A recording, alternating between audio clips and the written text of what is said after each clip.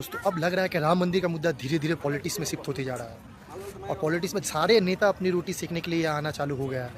और आपको क्या लगता है कि राम मंदिर के मुद्दे के कारण योगी आदित्यनाथ सीएम से पद से इस्तीफा दे देंगे क्या? और इसमें भी क्या कोई प्लान चल रहा है? क्योंकि 2027 में चुनाव आने वाला, 26 का एंडिंग चल रहा है और ये वीडियो लीक हुआ यही 10 दिन के अंदर और 27 में चुनाव। क्या इसमें कोई राजनीति ज़्यादा हो गई है या राजनीति चल रही है? राम मंदिर का मुद्दा तो बहुत बड़ा है, जिसने किया है उसे सज़ा मिलनी चाहिए और जिसका नाम आना चाहिए उसे सख्त से सख्त सज़ा होना चाहिए। मगर ये अब मुझे समझ नहीं आ रहा क्योंकि योगी आदित्यनाथ के ऊपर अब बात खड़ी हो गई है। अब देखिए, इतिहास गवाह है कि 2017 के बाद योगी आदित्यनाथ मुख्यमंत्री बने, मगर होम मिनिस्टर अमित शाह जी के साथ उसके थोड़ा मतभेद थे और अभी भी चल रहे हैं।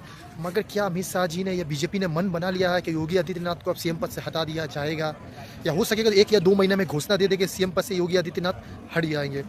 क्योंकि उसके थ्योरी बहुत सारी निकल रही है। क्योंकि आपको भी पता है कि फ्यूचर में प्रधानमंत्री सब योगी आदित्यनाथ को देखना चाहते हैं, मगर इसमें सीएम के ऊपर साजिश की जा रही है और योगी आदित्यनाथ के ऊपर राजनीति हो रही है। ये क्या हो रहा है? क्योंकि छोटा मोटा बात तो है नहीं मुद्दा। आप भी जानते हैं कि 1984 के बाद अगर बीजेपी आई है तो ये राम मंदिर मुद्दे को लेके ही आई है और राम मंदिर के पहचान से ही आई है।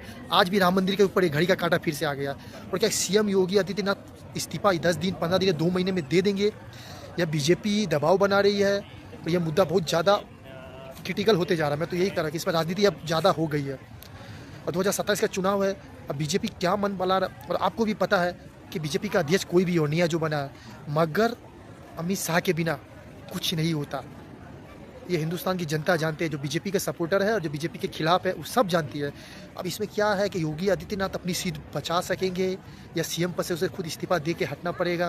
अब ये राजनीति बहुत गर्मा गई है। अब ये बंद होने वाली नहीं है। जिस हिसाब से मीडिया दिखा रही है, अब मीडिया को भी ऊपर से प्रेशर मिल चुका है कि अब यही मुद्दा चलाओ।